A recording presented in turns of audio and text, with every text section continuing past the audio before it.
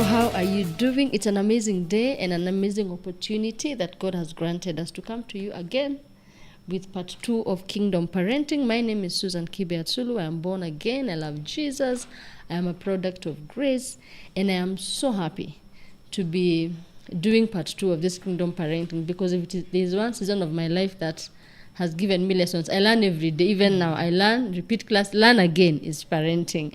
And so I'm so grateful that we have an opportunity to learn about kingdom parenting, and even from even lessons we have picked, journeys we have walked, and mostly even what the Word of God says about parenting.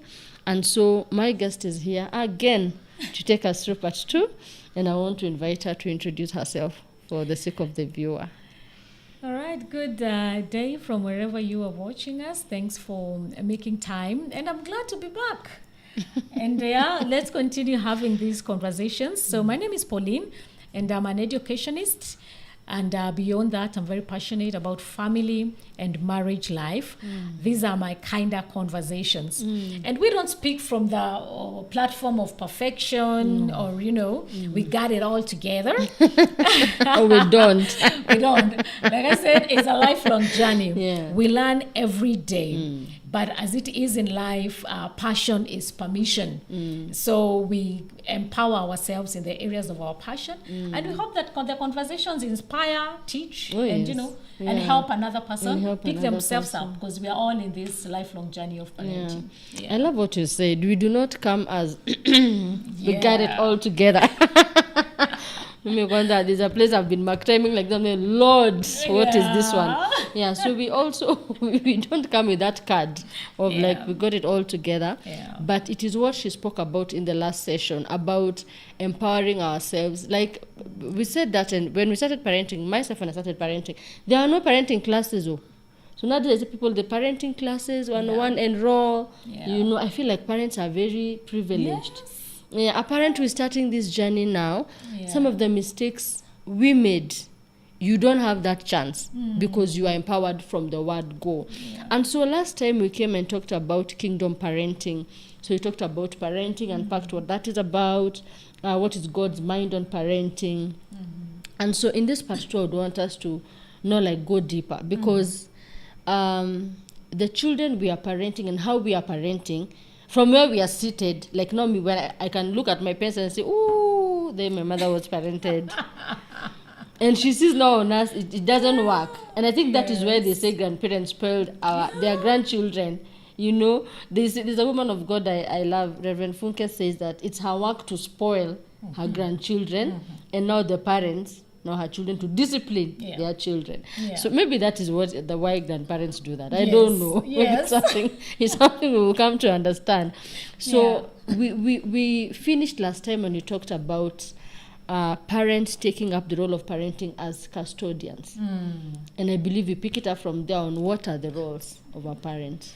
Yeah, I like what you've said, like grandparents spoil. Totally. You even wonder if that is your mother. Yes. And they say, there's a saying that goes, if you do a good work at parenting your children, you will be able to spoil your grandchildren. Oh, wow. But if you don't do a good work at parenting your children, you will need to parent your grandchildren. Ooh, so if you see a grandmother who is spoiling... I just leave them to be. Yes, because they did a good work at parenting their children. Yeah. So even us as parents, let's do a good work at parenting our children so that we shall spoil our grandchildren. Oh, wow. And their parents will have to do the hard work of parenting. Yeah. If you miss your chance, utairudia too with your grandchildren. So such is life. So having understood that God sees us as custodians of his children, of the children belong to him, really. They are not ours. Then what is our role as parents? We wear different hats, and the one that I really like to talk about is you're firstly a teacher to your children. Probably because I'm an educationist, so learning, teaching is things that are close to my heart. But that is a hat a parent cannot ignore, or a hat a parent cannot escape. hii methali ingine, last time we talked about mtoto wa nyoka ni nyoka, which is an out, yeah? There is this other one, asiyefunzwa na mamake hufunzwa na ulimwengu. Millennials can understand that. Yeah. So you have to funza, meaning you have to wear the kofia of a teacher to your child. And there's a reason why when you go into the Bible, you will understand why even that methali talks about a mother. Because there are things only a mother can teach a child, and there are things only a father can teach a child, in as much as you are parenting together. We park that conversation for now. Just getting into your role as a teacher, whether you're father or mother, you'll need to be a teacher. Everything a child knows is taught. So it only depends on who is teaching your child them, and what are they being taught. Yeah. But everything a child knows, they are taught. From breastfeeding, you teach that child. You are there when I'm struggling with my children to breastfeed them, right at the hospital. Yeah. You have to teach that child, suck, this is the breast, this is the nipple, open your mouth. Yeah. And when you teach them, they learn. Next day, now when you give the breast, they know how to go for it and suck. They didn't know it, you taught them. So everything a child knows is taught. It only depends on who taught them and what were they taught. So now, as a parent, you have to make sure you are their first teacher. You are their good teacher. And going back to understanding now that we are custodians and that we need to seek the counsel of God for this child. Remember our analogy about the nanny and whoever has to keep consulting you, the mother, what do I do with the baby? So if you are this teacher, you have to keep consulting the owner of the child. That is God. And he will give you the instructions of what to teach this child, how to teach this child. You know, because that is a role as a parent. You cannot escape, and one that plays a critical place in the life of that child, being a teacher. Now, we all know teachers, at least we've gone through school. A teacher is prepared. No teacher will come into class without being prepared. That's true. A teacher has their lesson plan. A teacher has assessments. A teacher has it figured out. A teacher has faith and hope. No teacher will come into class without that confidence that if I teach you, you will learn. They come to class very confident. I want to teach you logarithm. How do they teach those things? You know, and their confidence is, I will teach you this formula and you will learn and you will understand and you will be able to do it well in the examination. That is the mind of a teacher. A teacher does not come to class, I know I will teach you this formula and you will not learn it and you will fail. Then that's a bad teacher. You cannot even talk about from those ones. But a teacher has their mind on, I will teach, you will learn, and you will do well. And that's why a teacher will stay at it until you learn. So you can imagine now as parent, with our role as a teacher, we need to be prepared. We need to have our lesson plans. We need to have it all figured out. We need to have even the confidence, faith and the confidence that when we teach, they will understand. That when we teach, they will understand, they will learn, they will do well. That is the confidence of every teacher. That's why even as candidates are waiting for SJUI results, the most anxious person is the teacher. Because anangoja kuona how well they did. Yes, I taught them well. I know they should pass. The most anxious person is actually the teacher. And, you know, depending on how they have fared, some are very excited, some are very sad. But their confidence is the way I taught them. I'm sure they have done well. You know, and that is how as parents we're supposed to be. And so I will ask parents, how are we doing in our role as a teacher? Are you prepared? Have you embraced teaching your children? Do you know what you need to teach your children? How are you teaching it? Do you have confidence? Do you have faith? What do you see in your child? Because as a teacher, when they come to class, okay, forget those ones. You know, the ones who taught us. Yes, the maths teacher, the chemistry teacher. I'm an educationist now, I can tell where they got it wrong. But you see those ones who would come and they see potential in every child. They know you will do well. They see potential. As parents, what we see about our children will also determine how we teach them, how we embrace our role and of the teacher. Outcome as well. Yes, and being ready to stay at it. Repeat 1 + 1 until it is equals to 2. The teacher does not want to move from there. They will give assignments. There will be the diligence. You know, you say that, I remembered something I really love saying. Now that we are doing kingdom parenting. Yeah. When the Bible says, train up a child in the way they should go, and when they grow old, they will not depart. Yeah. Training is hard. Oh, yeah. When you're talking about algorithms or whatever it is, nowadays they're being taught sound, phonics, I don't know what. Before the teacher moves from sound A, they have to make sure the student can identify, read it, see it in a wording and know, pronounce, however long it takes. So training is hard work. And I think that is where we miss it. Oh, yeah. So you have to have patience. Yes. And you cannot be a lazy parent. Oh my God. You cannot be a lazy teacher. Yeah. Even from our schools, we can tell the difference between lazy teachers and hardworking That's teachers. True. The difference is clear. So you can imagine you're here, a lazy parent. You are not teaching your child. It is you are likened to that lazy teacher in school. Who you see, this teacher is lazy, that's why we have these kinds of results. This is a hardworking teacher, that's why we have these kinds of results. Results don't lie. Yeah. So you need, it is work. You cannot afford to be a lazy parent. And not in our generation, where there are so many other competing teachers. You as the parent have to stand out. As a teacher, because the internet is teaching, it's waiting. The school is teaching, the church is teaching, peers are teaching, there's so many other teachers, so yours as a parent has to stand out. You have to be the voice of reason for this child and guide. And so that begs, what do we teach our children? And firstly, because we are talking about kingdom parenting, the first thing we do is teach them God. If you're raising a godly child, the first thing you need to teach them is God. If you are a kingdom parent, the first thing you need to teach them is kingdom. Teach them God. And these 2 baby years, where the child is just at home, it's not time for cocomelon only. It is not time for, which are the ones now, Sophia, the first, and I don't know, I'm parenting that generation. If this child can learn Baby Shark, if this child can learn Cocomelon, they can also learn God. Why do we feel like Nimtoto Sana, they can only do Cocomelon, they can't learn God? Deception.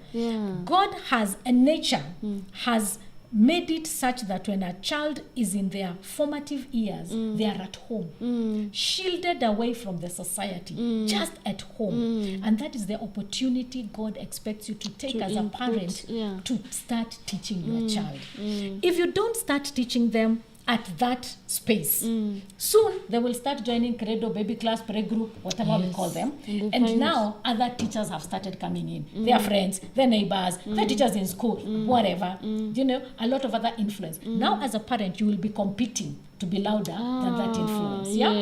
Yet you had like 3 years alone with this child. At every level, a child can understand God. Those things remain imprinted in their conscience, at the back of their conscience. Because a child is a spirit being. So the spirit is able to receive and understand. And it's stored in the subconscious. So never imagine that a child is too young to learn God. You teach them God at their age, because they will understand it. So the first thing we are called to teach is God. Take time to teach your children God. Probably you are a parent listening to us and you feel like the ship sailed. You are now getting into this understanding and your kids are already they moved from that formative years, they are a little grown. Start from wherever you are, by the way. It is better to start now than never to start at all. So find a way of starting to teach them God from wherever state or season of life you are in. It is your first role. Before they go and learn God in church or wherever, it must have been taught at home. So teach them God. The next thing you have to teach your children, values. And now going back to what you were talking about, you can only give what you are. What are your values? Because that is what you're going to teach your children. Values. So what is your system of beliefs? What are the virtues? What do you live by? Those are things you're supposed to teach your children. How is your language? Yes. What's your perception? Daddy and mommy in the house. How do you handle love, relationship, marriage? You are teaching your children. How you live with your nannies. You are teaching your children. The values of you are teaching your children. So that they will live with your values. And that is why we live with some of the values from our parents. The good ones and some the bad ones. You mentioned nannies. I remember the conversation that was on social media, I think like 2 weeks ago, that somebody should talk to these women, and I think it was specifically born again women, on how they handle. I know nannies were giving feedback. And so somebody commented that if you want to know you are born again, ask your nanny. Oh yes, they see a lot from home, and they see you lifting hands. They say like, "Hey, Mama." Good help us. Yet your home is fire, the wrong kind of fire. So all those are moments you're teaching your child, because they will learn from you. And you said that, and I also remember a post that I read somewhere, and someone says Abraham. It said parents, teach your children God before giving them some of these names. Abraham just robbed me. And I was like, you've given your child this godly name. Yes, and you have not taught them God. Yes. So it's very sad to be in court the name and that Abraham is a hijacker. Oh Lord. Or Abraham is. So please teach them God before giving them the godly names. The godly names. Because then it might be awkward. And I was like, how true that post is. True. You cannot be having an Abraham who is stealing from people. Clearly they were not taught who is Abraham. So you see, another work for us to teach. Even the meaning of our names and you know what it means. There's a lot of teaching that parents need to do. Teach your children also their heritage. They need to understand their heritage. So what is our cultural heritage? I am from Mount Kenya. I am from, the eastern region or whatever. What is the heritage? They better hear it from home. Now, before they go and hear it on TV, that watu wa mulima, they have been told they are bad. Sijui they are what? And the child is confused. Why are we bad people? Why are we? So if you taught them so that they can understand and contextualize it when they hear it on TV or whatever, they know those are not talking for us. We are not those kinds of people. Those are just doing politics. Then your child will grow up confused and probably even hate other cultures because of what they're seeing on telly. So, but you have to teach them from home to understand what is their cultural heritage, why it is like that, and the differences with other cultures. And also, no culture is bad. That's true. Yeah, what and Wazori, and what probably you hear with politics, that's politics. But if parents don't do that, then we leave it to the world to teach them, and that's why we have a lot of this hate thing going on. And now we come to this unpacking, like, what do they really need for them to live and thrive in their generation? That is a very big concern and a very big discussion. And my take is the reality is we are always parenting in a different generation, not in your generation. I am a millennial. I'm parenting Generation Alpha. So there is no way I have the experience of Generation Alpha. That's true. Why? Because I have the experience of millennial. I have the experience of a millennial. Yet, by God's design, I am parenting Generation Alpha. So it takes me, again, like talking of me as a role of a teacher, to empower myself to understand the needs, the demands of Generation Alpha, so that now I can be able to raise my kids accordingly.